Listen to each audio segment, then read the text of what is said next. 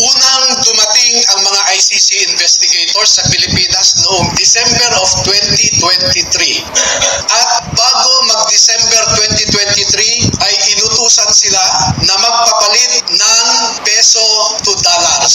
Dalawang maleta na ang bawat maleta ay may nilalaman na 56 million pesos. Kaya nakapagpalit sila ng equivalent to $2 million. At ang sabi ng executive assistants ni Ginoong Saldico ay pinaghahandaan daw nila ang pagdating ng foreigners. At kalaunan ay nakilala ng mga ito na ang foreigners na binabanggit ay mga ICC investigators.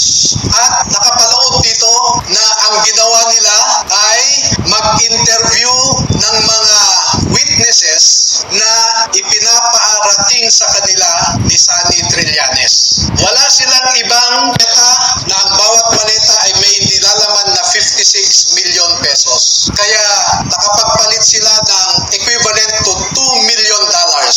At ang sabi ng mga executive assistants ni Ginoong Saldico ay pinaghahandaan daw nila ang pagdating ng foreigners.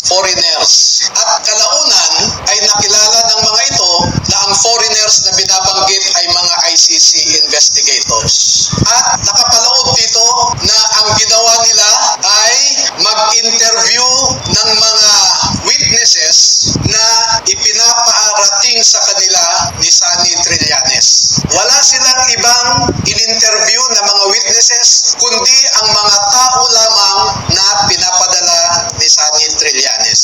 At ibinigay kay Sunny Trillanes ang pondo para sa pag-asikaso sa mga ICC investigators na ito. Kaya naman po, lahat ng sasakyan na ginamit, lahat ng hotel accommodations ay sinagot ni Saldico at saka ni Sunny Trillanes. Napansin din po nila na lahat ng mga pag-interview ng ICC investigators ay sa mga pribadong lugar.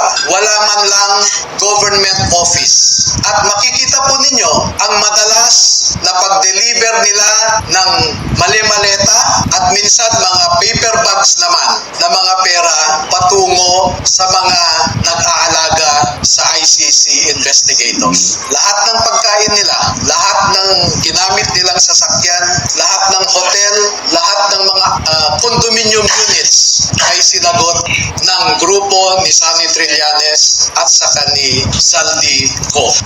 At bilang isang abogado po ay nababahala ako dito. Dahil ang sarili kong konklusyon na hindi naman nilahad ng mga sundalo na ito dito sa affidavit nila. Pero bilang isang abogado ay nakikita ko ang isang mabigat na suliranin ng isang third world country na katulad natin na siya lamang pinag-iinitan ng mga ICC. Hindi nila kayang ipatupad ang kanilang orders sa mga mayayaman na bansa. Tanging third world countries lang. At ito ang aking obserbasyon.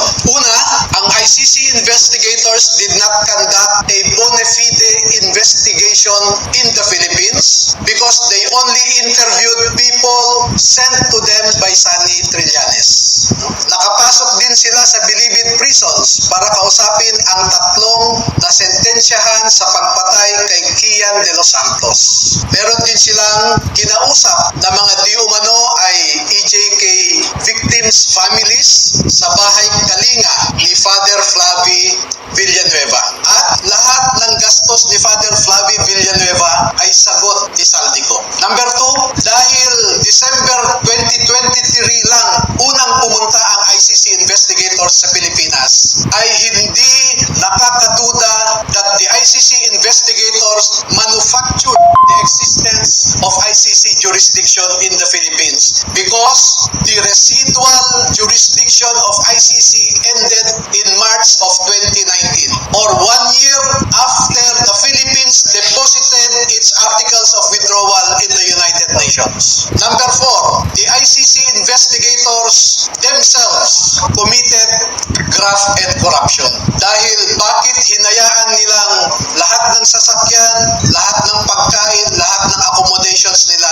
ay sinagot ng mga tao na kilala naman nila na kalaban ng kanilang iniimbestigahan. At panglima, ang mandato ng ICC ay di umano umano protektahan ang human rights ng mga tao. Pero bakit hindi sila nagbigay o nirespeto ang human rights ng isang tao na kanilang iniimbestigahan sa pamamagitan sana ng pag-imbestiga ng mga ibang tao na hindi pinapadala ni Sunny Trillanes.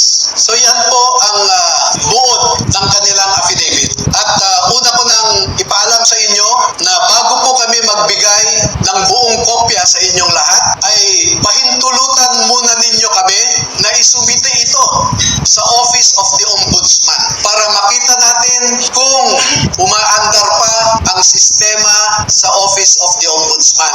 Dahil isa ang ngayong ombudsman natin na binanggit dito sa affidavit. Pangalawa, ay magsusumite rin kami sa ICC mismo para malaman ng ICC so that ICC will know how the ICC investigators conducted themselves in the Philippines. At panghuli ay magbibigay kami ng kopya sa lahat ng embahada ng mga bansa na kasapi sa ICC para malaman nila kung paano gumalaw ang ICC. Alam naman natin na bawat bansang miyembro dyan ay nagpo-contribute sa ICC. Pero katulad ng kinokontribute